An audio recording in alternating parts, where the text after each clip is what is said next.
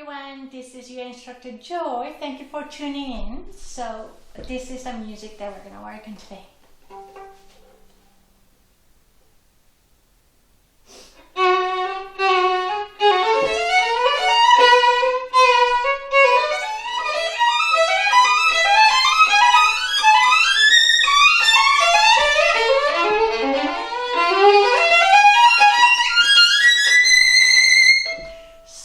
This is a little excerpt of Tchaikovsky Violin Concerto. I would like to talk about how to practice slowly. What is really slow practicing? Because we were told many times, practice slowly, but I've realized in my teaching studio, a lot of violin students have very little to no idea what proper slow practicing is supposed to look like. So I'd like to share with you how it should be done, in my opinion.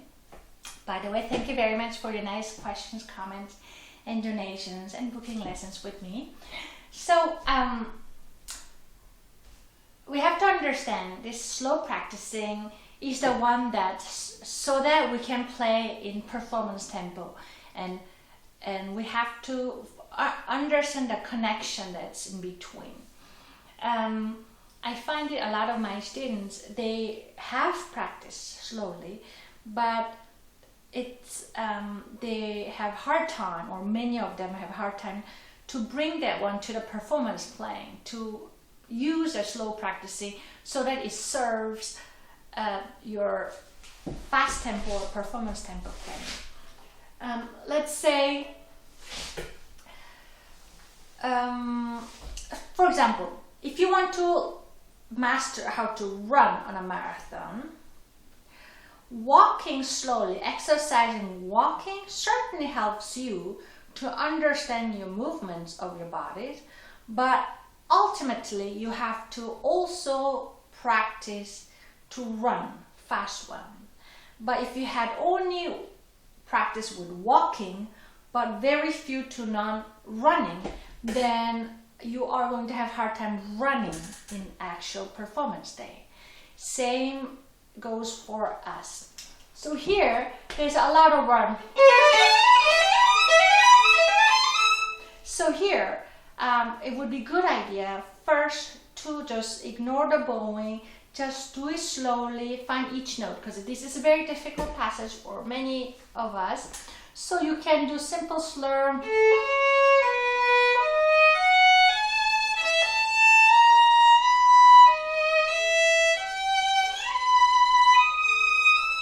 When you do that, make sure you play rather quiet so that you stay calm and relaxed.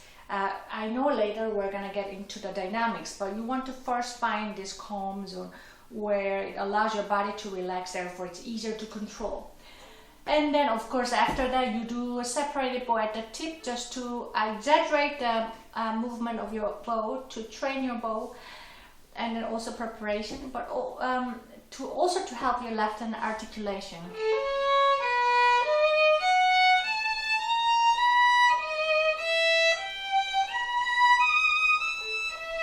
On and on.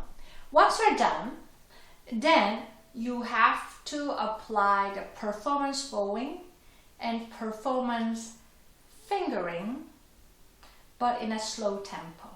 So instead of, you would do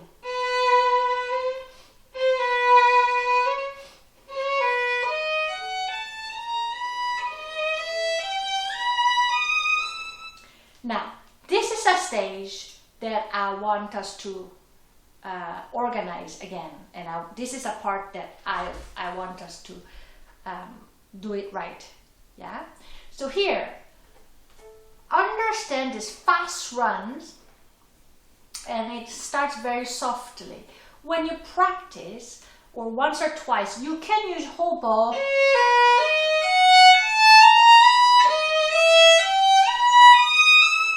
Just to see where your bow works. Actually, it was.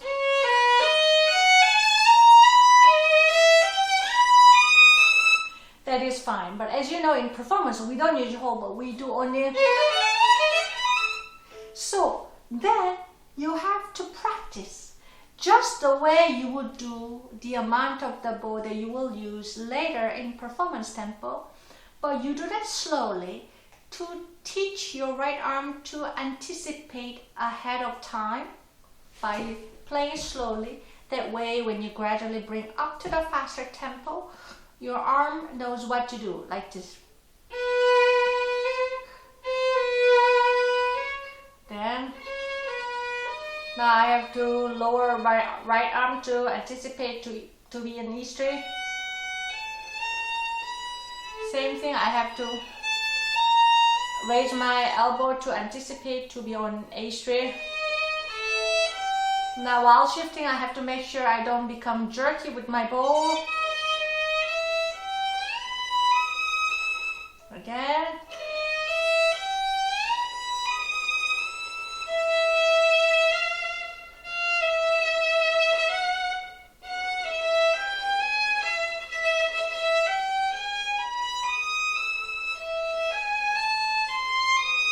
On and on, like this. So you would use about the same amount of bow and same kind of dynamics that you would play in performance tempo, but in just slower. That way you have more time to prepare your arm. Common mistake would be a lot of violinists use too much bow. And then by the time when they move on to the faster tempo, they realize they practice completely something else, because in performance you just have to use a small part of the bow, not the whole bow, because this is a fast run. So make sure you use the same kind of bow. Once or twice, just to exaggerate the movement, then you can try longer bow or so, but always come back to the performance bowing, the amount of the bow that you use in performance tempo. And then number 2, left hand. Understand left fingertip sets differently depending the tempo, depending on the speed of song that you would play. When we play rather sustained long notes, our fingertip tend to get really flat, and our hand tend to get a little lower to vibrate and then kind of make sure the finger kind of hangs on the neck.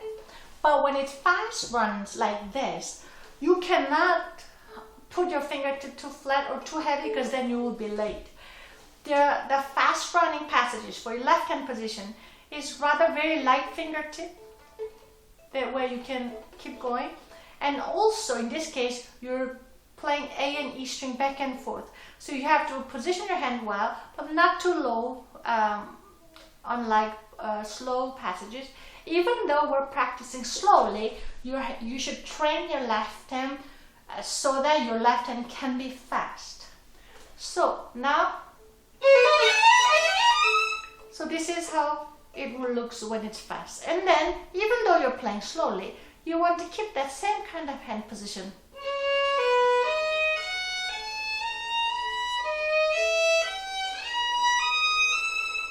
Again.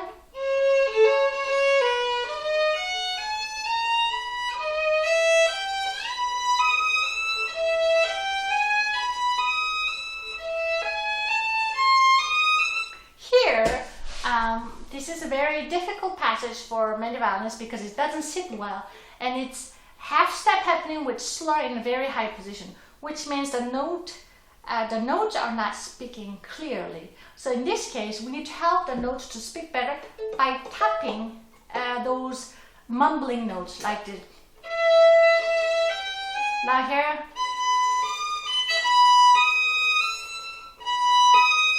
So you want to do that when you practice slowly.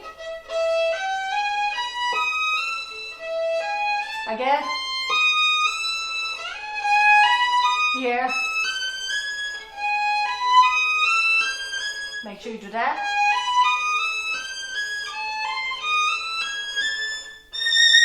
Yeah. Then you would gradually bring that one up to the speed. But make sure also in between the slow playing and to the performance tempo, don't be afraid to go back to your initial practicing with the slur, changing the bow and the separative.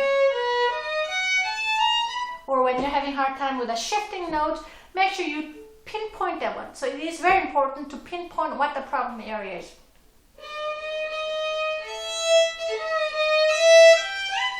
So let's say you're having a hard time with shifting that one, and then make sure you stop there on a couple of times.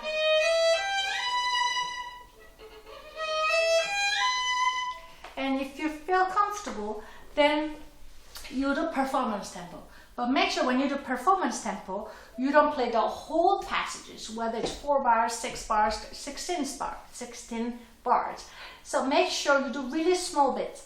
That way, you're teaching your both hands to be into the performance tempo in the fast tempo without too much stress, without making your hand too tired. Therefore, you can still control. So like this. Let's say I have a hard time this note, and then you would do and stop on the problem area. But even if you have had landed on the right note once or twice, you still have to play at least 3 to 5 times in a row, somewhat in tune, to secure that note. So you would do. I wasn't quite there. Yeah. So you would do like this one, and then you have to be strong that you don't keep going. Yeah. And then again, then you take a little before. So make sure when you do small bits of performance practicing, very small, sometimes just a third of a bar, a half bar, or even just a quarter of a bar. And then if you're taking another new part, take a little from before and then add new one. So let's say the first one was like this. Let's say I mastered it, and then you would take a little from before and add the new one. Let's see, if I feel good, then I add a little more. Then a little more.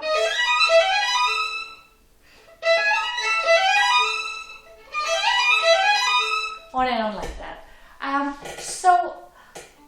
Make sure that you find a connection when you do slow practicing to the performance tempo. So number 1, find the bow speed, the amount of bow that you use, and the bow weight when you play in performance tempo. And when you do slow practicing, you have to use exactly that. Number 2, understand your left hand fingertip, whether it's sitting flat or whether it's sitting right at the fingertip, or your hand is a little higher or lower, all this one, depending on what passage that you're playing.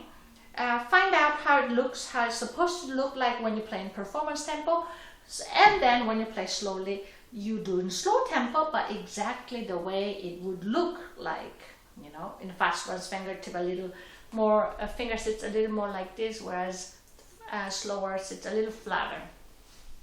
That way, your left hand is trained to be fast run.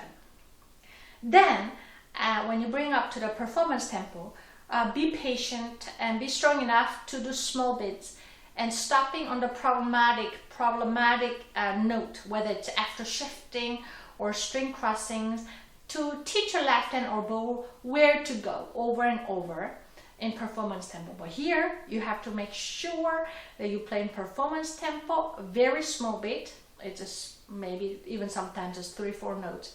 But make sure if you play only 2 notes, that may not be enough. You have to do a little transition before and after.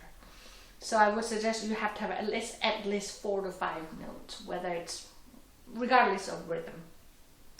Then you would add a little newer part. So by taking a little from previous passage to adding the next one, so that you're building the bridges to the next one.